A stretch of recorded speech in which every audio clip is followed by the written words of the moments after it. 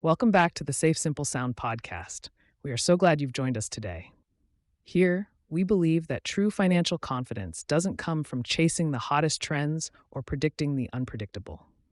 It comes from an approach to financial planning, creating both and solutions for the contradictions families face every day. In our practice, our goal is always to move you from confusion to clarity using the principles of safe, simple, and sound planning. In today's episode, we are exploring a very common challenge, one that we recently wrote about on our blog. It's a feeling of disconnect that many diligent savers experience. Have you ever opened your investment statement, looked at the performance summary, and felt confused? Maybe the statement says your average annual return over the last few years is 8% or 10%. But when you look at the actual dollar amount in your account, the growth doesn't seem to match that percentage. You might find yourself asking, if my average return is so high, why don't I have more money to show for it? It is a frustrating financial contradiction. The math says one thing, but your money says another. If you have ever felt this, we want to start with a safe message. You are not crazy, and there is no mistake in your calculator. This is a misunderstanding of what the word average truly means in the world of compounding interest. Whether you are just starting your accumulation journey or you are already navigating the distribution phase of retirement, this episode will give you the tools to read your statements with a detective's eye. We are going to uncover why volatility skews the average, and through our S3 approach, we will show you how to find the honest number that tells the true story of your wealth. Let's establish our foundation for today. To understand this disconnect between the percentage on the page and the dollars in the bank, we have to look at how average is calculated. In our practice at SafeSimpleSound, we often encounter the either-or dilemma. The financial industry often presents you with a number, let's call it the simple average. It looks good, it's flattering, but then there is another number, the actual growth. And often investors feel they have to choose, is my advisor lying to me, or am I bad at math? The insight we want to share today is a both-and solution. We need to understand that there are two types of averages at play here. One tells you about the ride, and the other tells you about the destination. To explain this, let's strip away the Wall Street jargon. Let's make this simple. We are going to use an example that we share often in our practice because it is unforgettable. It involves just 2 years and $100. Imagine you invest $100 in a hypothetical portfolio. Year one is fantastic. The markets are up, optimism is high, and your portfolio earns a 50% return. That is exciting news. Your $100 grows by $50, so you end the year with $150. You feel great. Then comes year two. Year two is challenging. The market corrects, there is volatility. In year two, you suffer a 50% loss. Now pause with us for a moment. In year one, you went up 50%. In year two, you went down 50%. If we do the simple math that we learned in elementary school, plus 50 and minus 50 equals 0. So the average return is 0%. If your average return is 0%, you should have your original $100 back, right? But let's look at the money. You started year two with $150. When you lose 50% of $150, you lose $75. So at the end of year two, you are left with $75. You started with $100, you ended with $75. You have lost 25% of your wealth. Yet the simple average of your returns plus 50% and minus 50% is 0. This simple example reveals a profound truth about investing, and it aligns with our sound principle. The simple average can be dangerously misleading because it ignores the impact of volatility on your compounding principle. In the financial world, that simple calculation plus 50 minus 50 divided by 2 is called the arithmetic mean. We like to call it the flattering average. Why do we call it flattering? Because it treats each year as an independent event.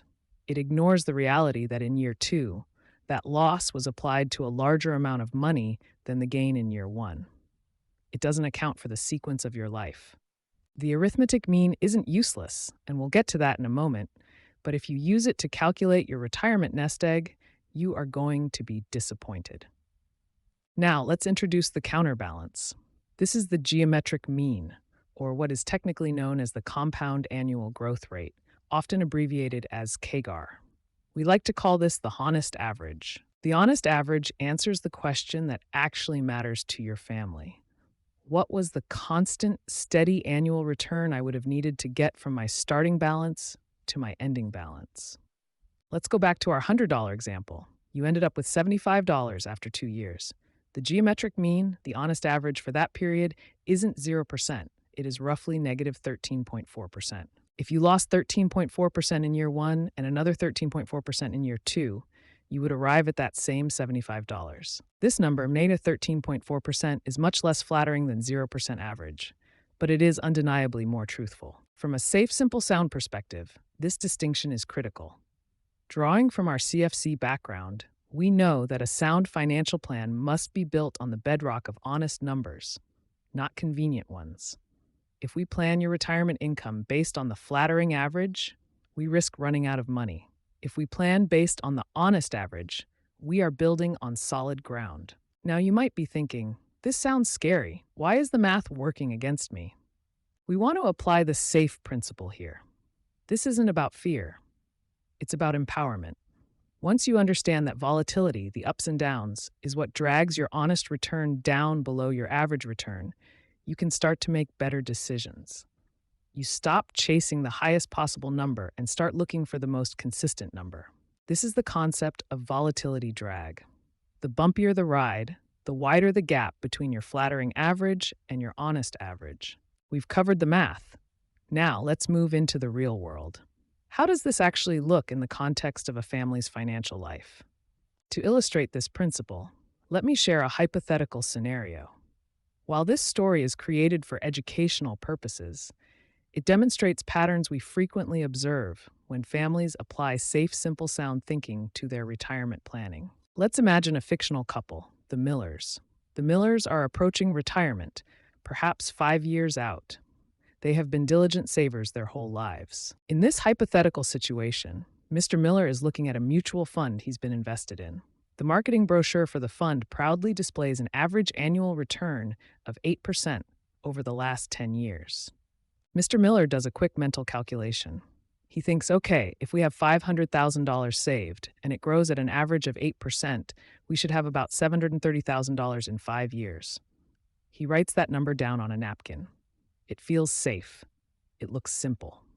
However, the Millers haven't looked at the nature of that 8% average. They haven't looked at the volatility. Let's assume that this hypothetical fund is very volatile. 1 year it's up 30%, the next it's down 20%. It's a roller coaster. Because of the math we discussed earlier, that volatility drag, the compound annual growth rate, the honest average, might only be 5%, even though the simple arithmetic average is 8%. Fast forward 5 years in our hypothetical story. The Millers are ready to retire. They expect to see $730,000 based on that 8% average. But when they open the statement, the balance is closer to $638,000 based on that 5% real compounded growth. That is a difference of almost $100,000. Now, in this scenario, Mr. Miller feels betrayed. He feels like the system is rigged or the brochure lied. But strictly speaking, the brochure didn't lie. It just reported the arithmetic mean, the flattering average, without explaining that volatility eats away at wealth. While this story is fictional, it demonstrates how our framework views data. If the Millers had applied a sound perspective earlier, they would have looked for the CAGR, the geometric mean. They would have seen that 5% number and planned their retirement date or savings rate based on reality, not the flattered projection. Through this example, you can see how thinking applies. It's not just about math, it's about expectations. The gap between the flattering average and the honest average is where disappointment lives. Our goal at SafeSimpleSound is to close that gap. So how do we fix this? Do we just ignore the simple average? This brings us to our core principle, time coexistence. In our practice, we don't believe in either or. We believe in both and. We don't have to choose between the flattering average and the honest one. We can use both to gain a richer understanding of our portfolio. Here is how we interpret this through our S3 framework. 1. The arithmetic mean. The flattering average tells you about the ride. It measures the volatility you endured. If your arithmetic mean is high, but your account balance isn't growing as fast, it tells you that your portfolio is experiencing wild swings. It's a volatility meter. 2. The geometric mean. The honest average tells you about the destination. It tells you about your actual wealth building. In our hypothetical scenario with the Millers, if they had used both numbers, they could have said, "We see this fund has an 8% simple average, but only a 5% compounded growth." That gap tells us this fund is very volatile. Since we are approaching retirement and need stability, maybe this volatility is too risky for us. By using both numbers, they gain confidence. They aren't confused, they are informed. Whether you are facing this exact scenario or something similar, the lesson is the same. The wider the gap between your simple average and your compound growth, the more risk you are taking. From a SafeSimpleSound perspective, we often prefer the steady tortoise approach. We know that a portfolio with lower volatility, even if it has a slightly lower simple average, can often end up with more actual money because it suffers less from that volatility drag. It sounds counterintuitive, doesn't it? That a lower average return could produce more money? But remember our first example. The heavy loss in year 2 destroyed the progress of year 1. Avoiding the big losses is often more important than capturing the huge gains. That is the definition of sound investing. As we wrap up today's episode, let's bring this back to your kitchen table.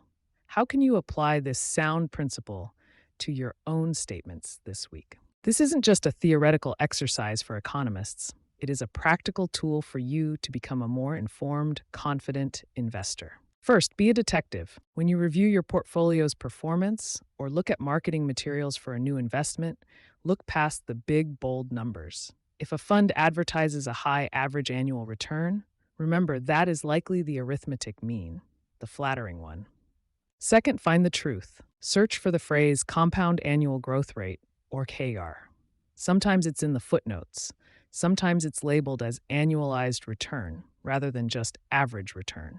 This is the number that matters. This sound principle protects you from misleading claims and helps you evaluate your progress with clear-eyed honesty. Third, embrace the tortoise. Remember that a steady approach, one that minimizes those wild swings, builds a much safer foundation than chasing flattering but illusory returns. Embracing the honest average is about building your financial life on a foundation of reality. We hope this episode has helped resolve that nagging contradiction between what your statement says and what your account balance shows. It's not a mistake. It's just the difference between the math of the ride and the math of the destination. This episode draws from our recent blog post, The Deceptive Average, which you can find at SafeSimpleSound.com for the complete written framework and visual examples of the math we discussed today. Through our S3 approach development, we have created resources specifically designed to help families look under the hood of their financial plans.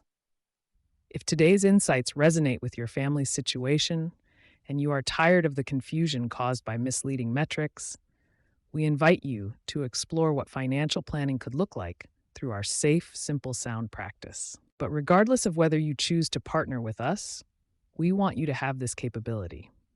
You are now equipped with the knowledge to distinguish between a flattering average and an honest one.